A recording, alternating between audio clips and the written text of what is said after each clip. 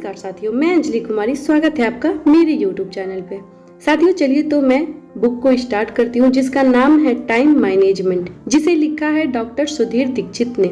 साथियों आप चाहे जिस भी फील्ड में हो, जिस भी क्षेत्र में आप काम कर रहे हो, चाहे आप मालिक हो, कर्मचारी हो, किसान हो, सेवारत सैनिक हो, या फिर आप एक महिला ही क्यों ना हो, या फिर आप एक नेटवर्कर ही क्यों ना हो, सेल्समैन ही क्यों ना हो, साथियों ये हर किसी के लिए ये बुक बहुत काम आने वाली है। इसे पढ़कर समझकर इसका इस्तेमाल कर आप बहुत आगे तक जा सकते हैं। आप जो चाहे वो मुकाम पा सकते हैं। चलिए साथियों तो इस बुक को स्टार्ट करते हैं। लेकिन बुक स्टार्ट करने से पहले मैं आपको बता दूं कि अगर आप ये बुक को शुरू से सुनना चाहते हैं, इस टाइम मैनेजमेंट बुक को शुरू से सुनना चाहते हैं, तो मैं YouTube चैनल पर डाल चुकी हूँ। आप जा करके सुन सकते हैं।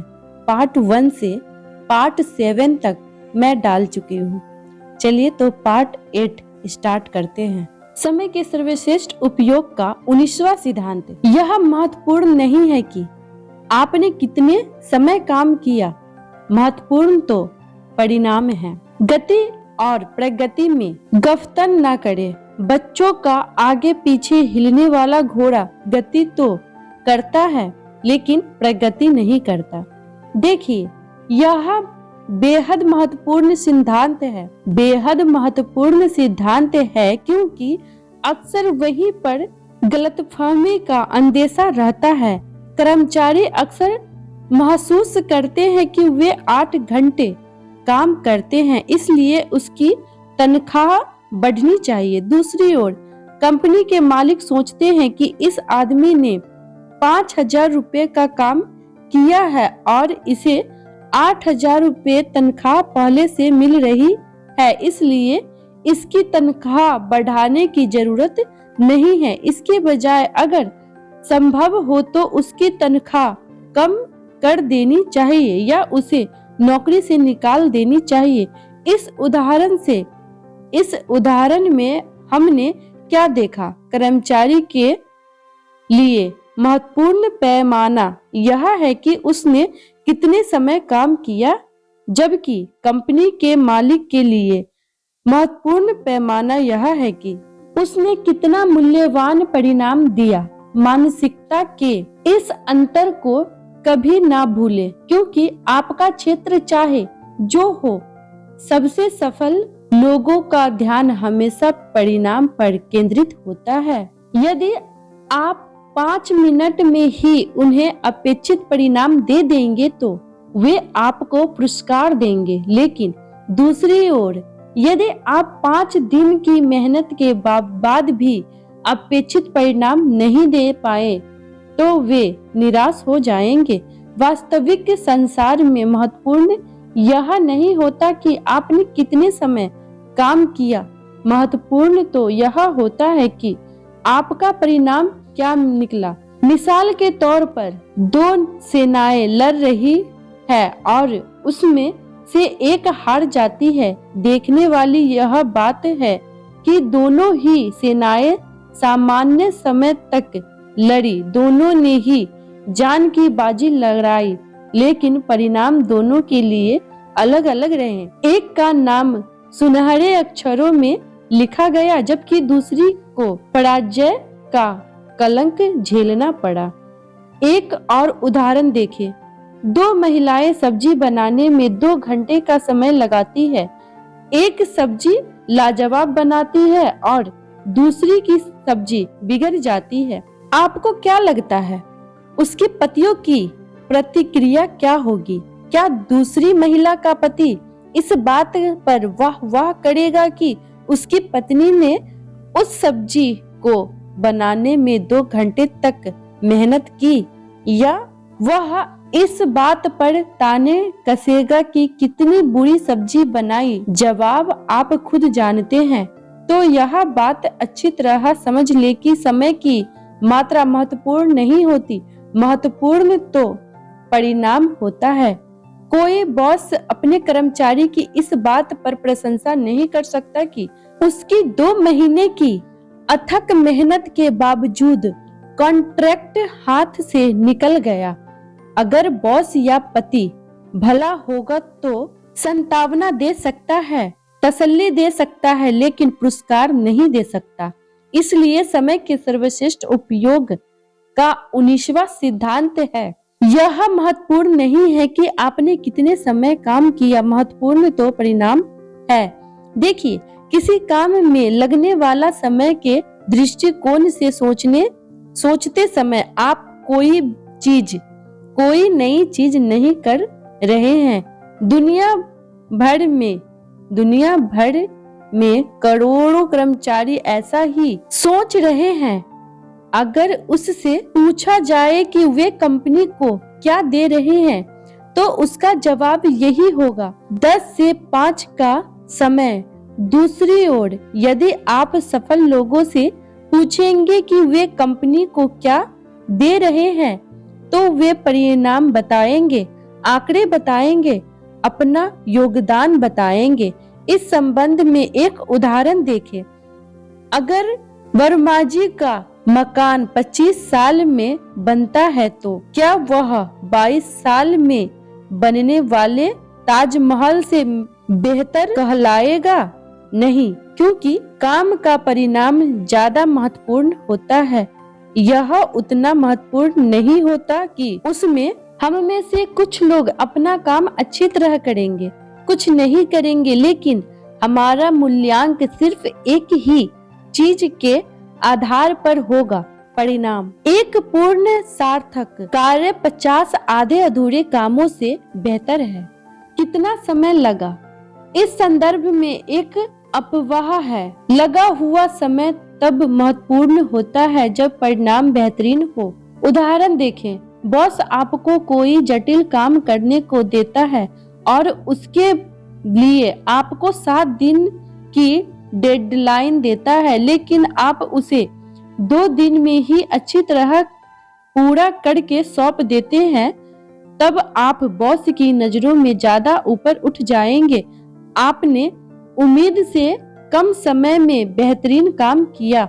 इस बात से वह बहुत प्रभावित होगा और यह आदत आपको उस क्षेत्र में बहुत आगे और ऊपर तक ले जाएगी। तीव्रता महत्वपूर्ण है, लेकिन परिणाम उससे ज्यादा महत्वपूर्ण है। और हाँ, जैसा स्टीफन कवी ने कहा है, अगर आपको किसी दीवार पर चढ़ना हो तो गलत दीवार से टिकी सीढ़ी पर तेजी से ना चढ़े। तेजी से काम करने में तभी फायदा होता है जब सीढ़ी सही दीवार से टिकी हो, यानी यह सुनिश्चित कर ले कि आपकी यात्रा सही दिशा में हो रही है। हमेशा सफल लोगों के नजरिए से दुनिया को देखें। यह महत्वपूर्ण नहीं है कि आपने कितने समय तक काम किया, महत्वपूर्ण तो परिणाम है। लोग यह बात भूल जाते हैं कि आपने कोई काम कितनी तेजी से किया, लेकिन वे हमेशा याद रखते हैं कि आपने उसे कितनी अच्छी तरह किया। समय के सर्वश्रेष्ठ उपयोग का 20वां सिद्धांत, तय करें कि कौन सा काम कब करना है। मैंने यह सीखा है कि हम कुछ भी कर सकते हैं, लेकिन हम सब कुछ नहीं कर सकते, कम से कम एक समय में तो नहीं। इसलिए प्राथमिकताओं के बारे में सोचते समय अपना ध्यान इस बात पर केंद्रित नहीं होना चाहिए कि आप कौन से काम करते हैं, बल्कि इस बात पर होना चाहिए कि आप उन्हें कब करते हैं। टाइम मैनेजमेंट ही सबसे महत्वपूर्ण चीज है। हमें बहुत सी भूमिकाओं में काम करना होता है। पुरुषों को बेटे, पिता, पति, कर्मचारी, सेल्समैन आदि की भूमिकाएं निभानी होती है और जाहिर है उसके साथ जिम्मेदारियां भी जुड़ी होती है।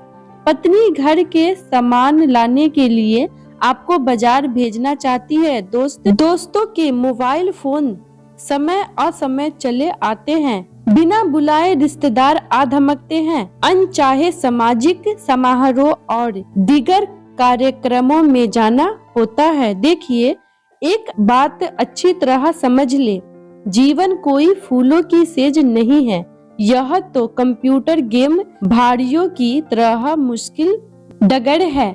आपको बत्तख, खाइयों, कांटों और जीव जंतुओं की बाधाओं से बचते बचाते हुए अपनी मंजिल तक पहुंचना है। बाधाओं से भटकना नहीं है, बस मंजिल को ध्यान में रखकर लगातार चलते रहना है।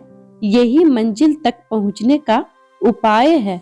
जिस तरह सभी जूते एक नाप के नहीं होते, उसी तरह सभी काम भी एक सामान्य नहीं होते। कुछ काम महत्वपूर्ण होते हैं जिसमें ज्यादा समय और एकाग्रता की जरूरत होती है। कुछ काम छोटे होते हैं जिसे आसानी से भी कभी पूरा किया जा सकता है, और कुछ काम ऐसे होते हैं जिसे आप नहीं कोई भी कर सकता है। यही टाइम मैनेजमेंट काम आता है। आप महत्वहीन काम दूसरों से करवा सकते हैं और समय खरीद सकते हैं। हमारी एक रिश्तेदार है जिसे अपने घर में सब्जियां या किराने का सामान रखना पसंद नहीं है। परिणाम यह होता है कि उसके पति को अक्सर बाजार जाना पड़ता है। पति कहता है, आज तो भजिया खाने का मन हो रहा है। पत्नी जवाब देती है, तो बाजार से जाकर बेसन ले आओ। पति कहता है, आज हलवा बना दो। पत्नी कहती है, जाकर रवा ले आओ। इस तरह वह महिला अपने पति को लगभग हर दिन कोई न कोई सामान लाने बाजार में भेज देती है। पति भी इतना भला मानुस है कि बिना उफ किए रोज चल देता है। अगर सच्ची सफलता पाने के लिए खुद से ये 4 सवाल पूछे, क्यों नहीं, मैं क्यों नहीं, अभी क्यों नहीं। पति पत्नी समय के संदर्भ में सजग होते तो वे योजना बनाकर एक ही दिन में हफ्ते भर का सामान मंगा लेते, जिससे 7 दिन का समय खराब नहीं होता। इस तरह के अनेक उदाहरण देखने में आते हैं। इंटरनेट पर ईमेल चेक करने गए और यह संकल्प कर लेना चाहिए कि आप महत्वहीन काम करने में अपना समय बर्बाद नहीं करेंगे और केवल महत्वपूर्ण कामों में ही पूरा समय देंगे। वैसे आप सप्ताह में एक ही दिन छुटपुट घरेलू कामों के लिए अलग रख सकते हैं। उस दिन योजना बनाकर अपने सभी पेंडिंग काम निपटा ले। अगर कोई काम ऑफिस के रास्ते में हो तो उसके लिए अलग से समय बर्बाद ना करे, बल्कि उसे ऑफिस आते जाते समय निपटा ले। ट्रेन का रिजर्वेशन करवाना है तो लंबी लाइन में लगने के बजाय इंटरनेट पर घर बैठे बैठे ही रिजर्वेशन करवा ले। इसमें आपको थोड़ा अतिरिक्त पैसा तो देना पड़ेगा, लेकिन आपका समय बच जाएगा। यानी यहाँ भी आप समय के सर्वश्रेष्ठ उपयोग के 14वें सिद्धांत का पालन कर रहे हैं और पैसा देकर समय खरीद रहे हैं। यदि किसी से मोबाइल पर बात करनी है तो इसके लिए शाम का समय चुने। सुबह का कीमती समय फालतू हर काम करने के लिए समय कभी पर्याप्त नहीं होता है, लेकिन सबसे महत्वपूर्ण काम को करने के लिए समय हमेशा पर्याप्त होता है। कामों में बर्बाद ना करें, यानी इंटरनेट और ईमेल के बारे में सही है। इस कामों में बहुत एकाग्रता की जरूरत होती है और इनमें समय की बर्बादी होता है, इसलिए उन्हें अपने खाली समय में करें। जब आप बहुत थके हो और अपने दिमाग को एकाग्र न कर सकते हो तो सुबह टीवी से भी दूर रहें। सुबह तो अपने सबसे महत्वपूर्ण काम करें, क्योंकि सुबह के कामों से ही आपके पूरे दिन की दिशा तय होती है। अगर आप विद्यार्थी हैं तो सुबह सबसे मुश्किल विषय पढ़े और आप सेल्समैन हैं तो सुबह सेल्स कॉल करें। इसलिए समय के सर्वश्रेष्ठ उपयोग का 20वां सिद्धांत है, तय करें कि कौन सा काम कब करना है। देखिए, चाहे आप में कितना भी अनुशासन हो और योजना पर कितना ही निष्ठा से चलते हो, कई मौकों ऐसे आते हैं जब आपका काम करने का मूड नहीं होता। यही वह समय है जिसमें आपको अपने छुटपुट घरेलू और बाहरी काम निपटा लेना चाहिए। यह टीवी के सामने लेटने से तो बेहतर है। इस संदर्भ में एनबीसी के प्रमुख और अमेरिकी प्रोड्यूसर जुवर का उदाहरण याद रखें, जिन्हें आंतों का कैंसर था। वे अपने काम के प्रति इतने समर्पित थे कि एक दिन भी ऑफिस से छुट्टी नहीं लेते थे। वे अपनी कीमोथेरेपी शुक्रवार शाम को करवाते थे ताकि 2 दिन की छुट्टियों में आराम करने के बाद वे सोमवार सुबह ऑफिस आ सके। काम करने के लिए आप कौन सा समय चुनते हैं, उसी से सारा फर्क करता है। मैं घड़ी की नहीं बल्कि घड़ी मेरी गुलाम है। समय के सर्वश्रेष्ठ उपयोग का 21वां सिद्धांत, सुबह जल्दी उठे। सुबह का पहला घंटा पूरे दिन की दिशा तय करता है। जो जल्दी सोता है, जल्दी उठता है, उसके पास स्वास्थ्य, पैसा और बुद्धि रहती है। इस कहावत को आज की युवा ने जितना नजरअंदाज किया है, उतना किसी दूसरी कहावत को नहीं किया। यह बात मैं अनुभव से कहता हूँ। कभी मैं भी रात को 2-3 बजे सोकर सुबह 8-9 बजे उठता था, और अगर आप आधी रात के बाद सोते हैं तो आप भी मेरी ही श्रेणी में आते हैं। टाइम मैनेजमेंट की दृष्टि से यह बिल्कुल ही गलत है, क्योंकि सुबह देर से उठने पर आपके पास दूसरे कामों के लिए तो समय रहता है, अपने लिए समय नहीं रहता। लोग यह तर्क दे सकते हैं, कभी मैं भी देखा था कि सुबह उठना उनके बूते की बात नहीं है। रात की शांति में काम ज्यादा अच्छी तरह होता है और रात को वे चाहे कितनी देर तक काम कर सकते हैं। लेकिन ये तर्क लचड़ है। सुबह 4 बजे उठने पर भी शांति ही रहती है और उसमें काम अपेक्षाकृत ज्यादा अच्छी तरह होता है। मुख्य बात यह है कि उस समय काम की गति भी तेज होती है, क्योंकि शरीर और दिमाग दोनों ही तरोताजा होते हैं। रात को वातावरण में ऑक्सीजन की मात्रा कम हो जाती है, इसलिए आपका दिमाग कम चल पाता है और दिमाग काम के लिए रात का समय आदर्श नहीं देता। आदर्श समय तो सुबह का ही रहता है, जब वातावरण ऑक्सीजन से भरपूर रहता है। यकीन ना हो तो सुबह 6 बजे और शाम को 6 बजे उसी सड़क पर घूमकर देख ले।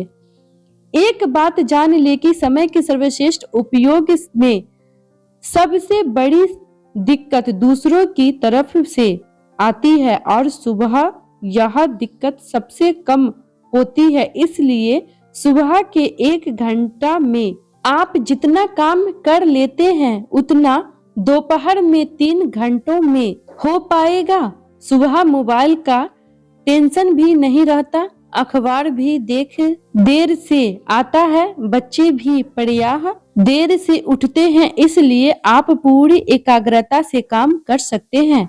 आदर्श स्थिति में तो नियम यह है कि सूरज उगने से 2 घंटे पहले उठे और सूरज डूबने से 2 घंटे बाद सो जाए।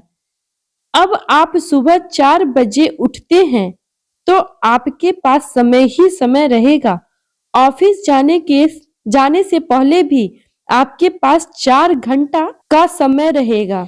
इस दौरान आप व्यायाम कर सकते हैं, पूरे दिन की योजना बना सकते हैं और अपने महत्वपूर्ण काम सुबह 10 बजे तक खुश रहेंगे तो बाकी का दिन अपनी परवाह स्वयं कर लेगा। निपटा सकते हैं। दूसरी ओर जल्दी सोने की आदत भी आप सुबह की समस्याओं से मुक्ति पा लेंगे। आपको देर रात की पार्टियों से मुक्ति मिल जाती है। इसके अलावा आपकी जीवन शैली ज्यादा स्वस्थ हो जाती है। हमारे पूर्वजों की जीवन शैली ज्यादा स्वस्थ इसलिए थी क्योंकि वे प्रकृति के करीब थे। वे न सिर्फ प्रकृति वातावरण में रहते थे बल्कि प्रकृति की लय में कार्य करते थे। सुबह का वातावरण इतना पवित्र और शांत रहता था कि ऋषि मुनि ब्रह्म मुहूर्त में भजन पूजन करते थे। वे मुर्गों की बाग के साथ उठते थे और चांद निकलने पर सो जाते थे। इसलिए इस तरह वे अपने शरीर को प्रकृति सामंजस्य में रख रहे थे। आज आधुनिकता के घोर में कृत्रिमता का माहौल इतना बढ़ चुका है कि प्रकृति से मनुष्य का सारा संपर्क ही टूट चुका है। रात को देर तक जागने से मनुष्य की प्राकृतिक लय खत्म हो जाती है और वह सुबह देर से उठता है। नतीजा यह होता है कि उसका हाजमा खराब होता है, कब्ज की शिकायत रहती है, ताजगी और फुर्ती का अभाव होता है और दिन भर उसके शरीर में आलस भरा रहता है। इसलिए समय के सर्वश्रेष्ठ उपयोग का 21वां सिद्धांत है सुबह जल्दी उठे। यदि आपका पड़ोसी जल्दी उठता है तो आप उससे भी ज्यादा जल्दी उठे।